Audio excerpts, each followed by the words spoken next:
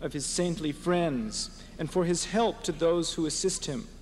I bear witness that there is no God but God.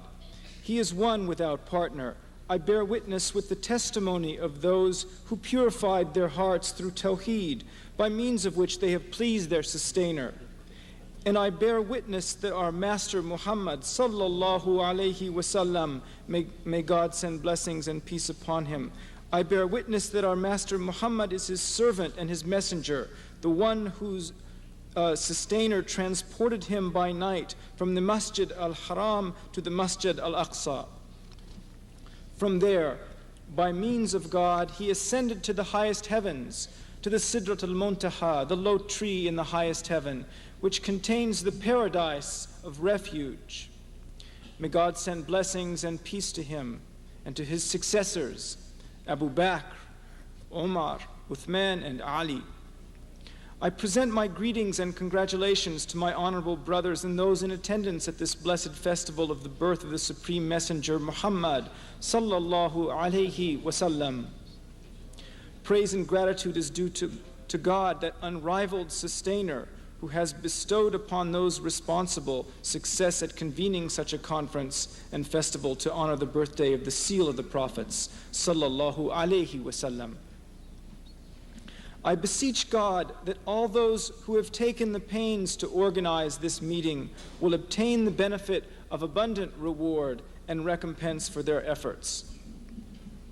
Let us begin with the noble ayah. O humankind, we created you from male and female, and we made you different peoples and tribes, so that you can endeavor to know one another. Indeed, the noblest of you, from the perspective of God, are the most conscious of God. You should realize that this ayah formally recognizes communities, peoples, and tribes. Nevertheless, this ayah simply acknowledges that social groupings are a means for people to get to know one another. In fact, this ayah specifies that from God's perspective, the only distinguishing virtue among people is the degree to which they are conscious of God.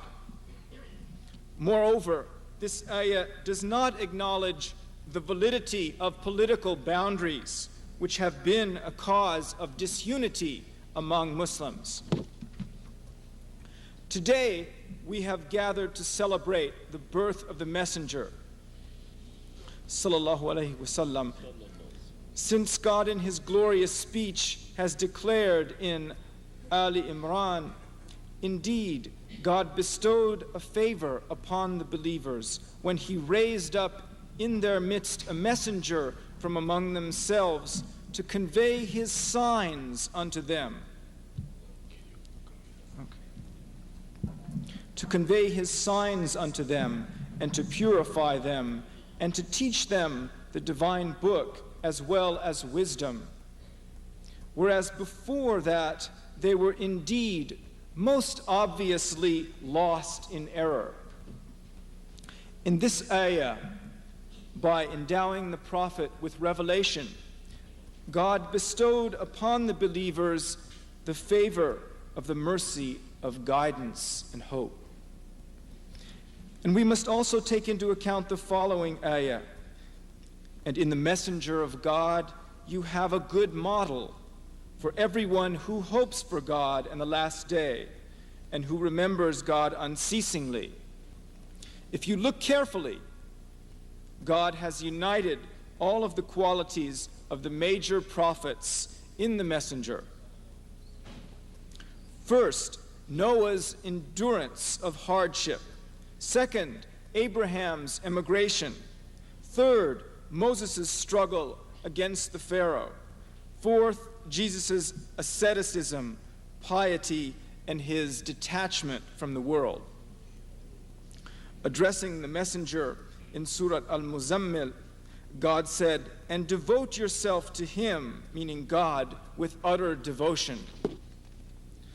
And elsewhere in Al-Ahzab, God again addressed Muhammad sallallahu alayhi wasallam, "O Prophet, Indeed, we sent you as a witness and bearer of good tidings, as a warner and summoner to God, with His permission, and as an illuminating beacon. God endowed the messenger with the greatest everlasting and constant miracle, which is the Quran. And he delivered the following universal address to the jinn and human beings, an address that will apply until the day of resurrection. Say, if all mankind and all the jinn would come together and try to produce something like this Quran, they would not be able to produce it, even if they were to exert all their strength in aiding one another. The miracles of the other prophets have disappeared with their deaths. The chilling of the fire of Abraham, the transforming into a serpent of Moses' staff, Jesus is giving life to the dead and curing those born blind and deaf. All of these miracles subdue the physical senses. However, the miracle of the Quran subdues the human mind and its thoughts. Numerous times we find in the Quran ayat such as, indeed, there are signs in that for a people who use their intelligence. Will they not think? Will they not use their intelligence? My dear brothers, the birth and the mission of the Messenger, sallallahu alaihi wasallam, represent the critical point in the history of humanity. This is a clearly marked juncture between, on the one hand, the darkness of ignorance, superstitions, and ancient fables, and on the other, the light of knowledge and the nurturing of intelligence and human civilization. The juncture is marked by the first revelation that was revealed to the Messenger, sallallahu alaihi wasallam. Recite in the name of your sustainer who created man from a clot. Recite, for your sustainer is most generous, the one who taught humankind by the pen. He taught humankind what they did not know. My dear brothers, there are three types of festivals. The first are festivals that are connected to the Sharia, which are ceremonies of worship such as prayer and takbir, when Muslims also visit with one another, such as on the festival at the end of Ramadan and the festival of the sacrifice. The second are festivals of respect, in which we honor the memory of a great religious figure and celebrate our joy at their birth.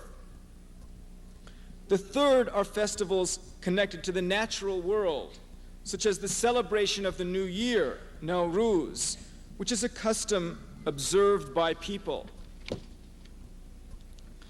Since we who, and all praise is due to God, since we are of the community of the Prophet, sallallahu alaihi wasallam, we can celebrate the second type of festival, a festival of respect at the birth of Muhammad, sallallahu alaihi wasallam.